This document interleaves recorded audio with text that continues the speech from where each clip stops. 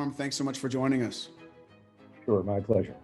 Why don't we start off with your, kind of the arc of your career, where you started, where you've been focused over time, and what you're doing now. Sure. So I was an undergraduate at the University of Minnesota, and I actually had an interdepartmental major. I did politics, political science, economics, sociology, and math, in part because it was an easy way to avoid some of the onerous requirements. I had some wonderful professors there, one of whom, a man named Gene Eidenberg, had come to teach fresh from having a congressional fellowship, had worked on Capitol Hill and infused his classes with stories. And I said, I want to do that.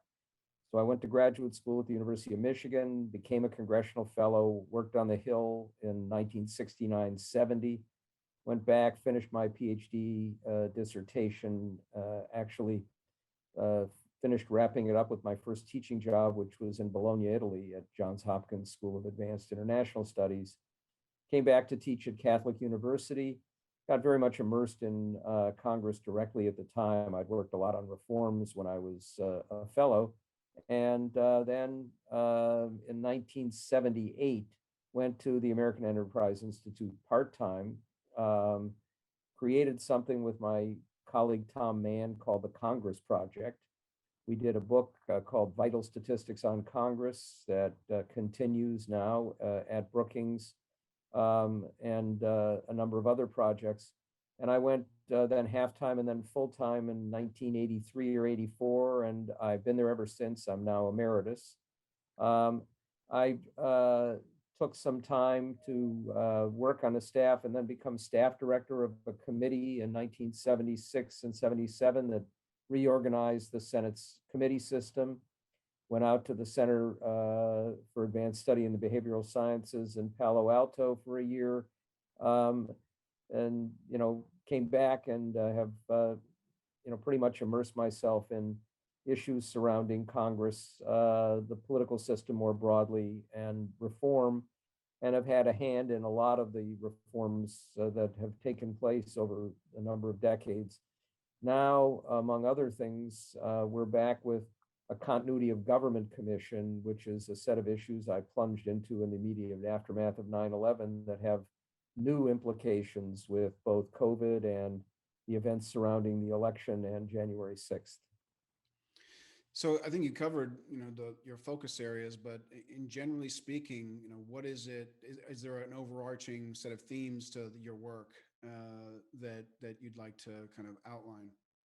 I would say if you look at the books that I've done, many of them with Tom Mann, they're really focused on an institution that increasingly grew dysfunctional through the decades that I've worked on it and with it. And I've worked with members inside and outside on almost every reform effort. Had a hand in creating the Office of Congressional Ethics, the congressional accountability that took place in the late 80s and early 90s, reforming the committee system, and many other areas. And it's trying to make sure that the institution works the way it is supposed to work, with at least some ability to solve problems. And also dealing with the broader implications in the interactions with other institutions and in the society. And so for Congress itself, why don't we dive into some of the issues that you've talked about? Obviously, party is a major one, but I'd like to talk specifically about party within Congress, right? And one thing I've talked to previous guests about is this idea that within Congress, there are a set of rules, and also the parties impose rules on their own members within the Congress. I'm curious about what you think the appropriate role of party is within the Congress itself, not as it regards the elections, but after the election. What happens in Congress, and how does this structure play out, and what makes sense and what doesn't? So, if you go back to the beginning, of course, parties were not mentioned in the Constitution. The framers didn't think about them. they became the essential way of organizing. And I think you see this in every society. You need a way to organize so that you have people in charge who can set an agenda, who can run the institution. You need to have a level of accountability so that in elections, people can, at least in theory, judge whether you like what's happened and want to keep people in place or want to change. And then you have to have a mechanism for the orderly transition and change in regime and in power. Parties are the way to do that. We've always had this tremendous tension in our system, though, because our parties can't function the way that they do in a parliamentary system. Parliamentary system, it's fairly clean, and the culture kind of reinforces all of that, where you have a much more direct line of accountability because you have one election and you get a majority and you have a minority. The role of the minority is to oppose and unite in opposition. People all unite and vote together. But in a system where you have separate elections for the House, Senate, and President, where you have regular periods with divided government, your parties can't operate that way. And if they do, then you end up with gridlock. So the tension that exists, a party has a majority, they presumably do have to unite together when it comes to the initial organization so that the majority can select in the House a speaker, in the Senate a majority leader, so that you can decide what the rules are going to be and how the committees are going to organize. You have procedural votes that presumably become party votes, but then you have to have in our political system some slack in the way that parties operate so that you can build coalitions across party lines. And I think there's another element to that, which is that the rules and the nature of these institutions interact with the culture in the society. In a parliamentary system, it is basically accepted that the majority makes decisions and the public can decide in 4 or 5 years or sometimes less if they like them and they want to keep those people in place, or if they want the alternative, or sometimes multiple alternatives. If the culture accepts that, when we have decisions made by one party with the other party opposing them, because of the nature of our political system built up over centuries, you're going to have a large number of people, if they're very sweeping decisions, who will see those decisions as illegitimate. Daniel Patrick Moynihan, the late great senator from New York and a mentor of mine, said frequently that when we do things that affect the social fabric, that cause disruption in people's lives, you need to have broad leadership consensus. And that means you need to have some bipartisan buy-in if you're going to have people accept the fact that there may be some short-term pain or dislocation for a longer-term benefit. So we have that tension that's built in. I would just say that, as Tom Mann and I pointed out in our book in 2012, it's even worse than it looks. One of the tensions that we've had that has emerged over the last 2 decades is we have parties acting more like parliamentary parties. Certainly that's true of the Republican Party when it's in the minority, than like our traditional parties that have broader tents and that have an ability to work across those lines. And that's created enormous problems. Now, we actually have, I think, a paradox here, because at one level you say our parties are weak. They can't control who gets elected.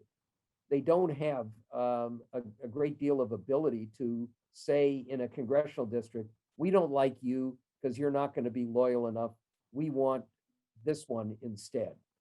I'll give you a good example of that now with the Democratic Party. Right now, we have an election for a special election for a House seat in Ohio, in Cleveland, to replace Marcia Fudge, who has moved to the president's cabinet as Secretary of Housing.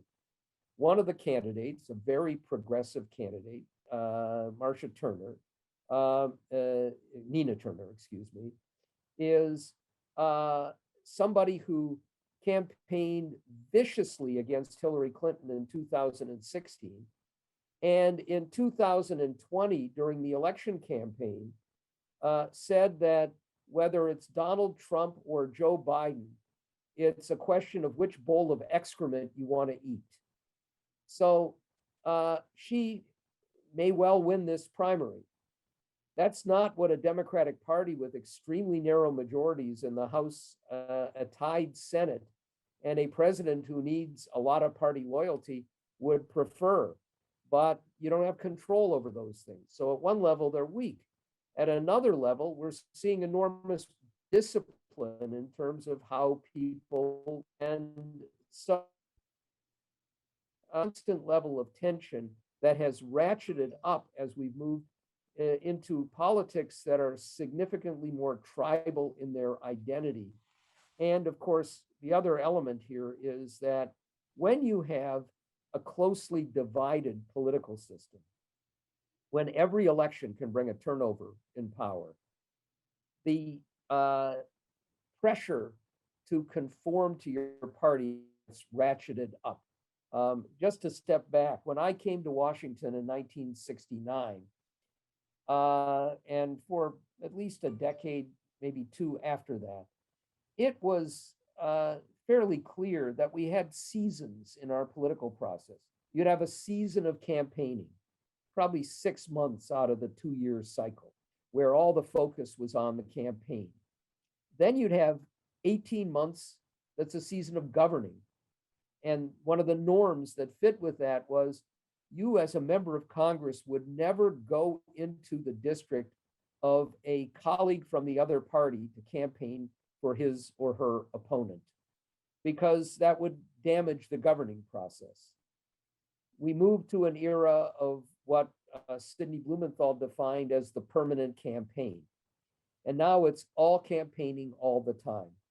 And if you believe that every step that you take working with the other party could reduce the chances of your either holding the majority or gaining the majority, then working with the other side becomes more like sleeping with the enemy.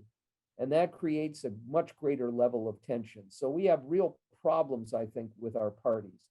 And I would add one final note here, which is in a parliamentary system, which has many, many flaws, and it's not that I would want to adopt one, and I'm not sure we could in our culture in any event. But there you have much greater opportunity to have a third party or a fourth party emerge so that you can build different kinds of coalitions.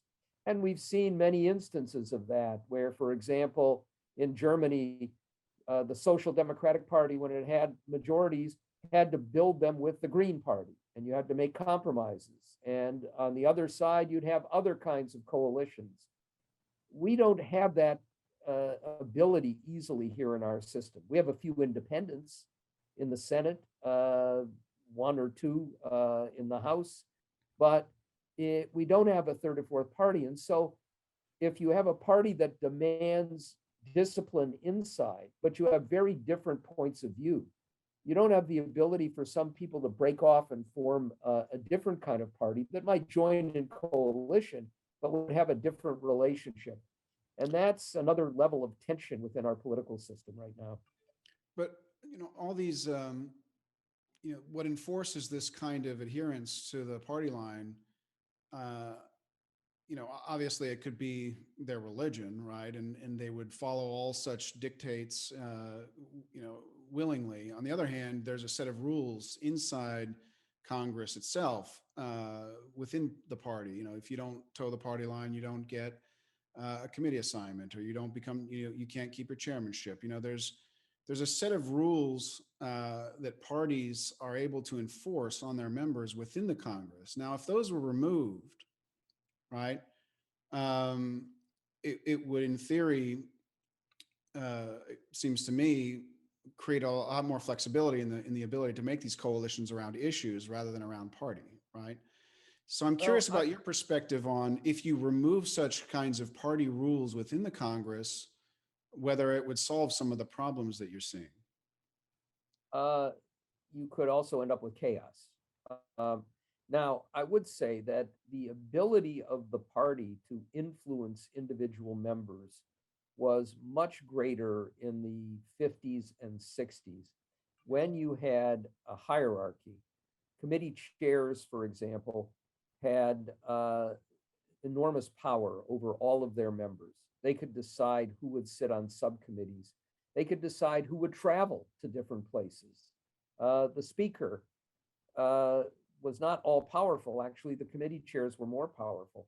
But the individual members had little ability to act independently. They didn't have the resources. And many of the resources, even the money coming in, was allocated from the top.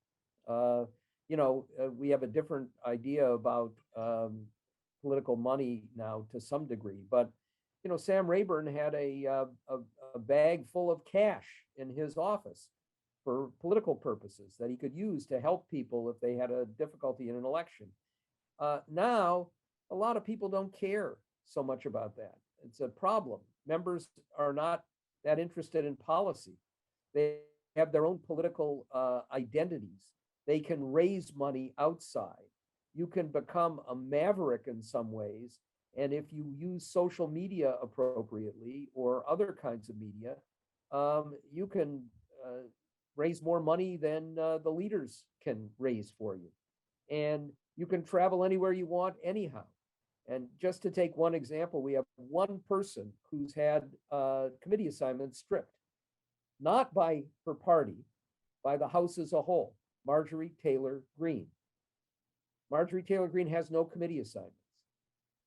I will bet you that that hasn't bothered her for a nanosecond. She has her own platform right now.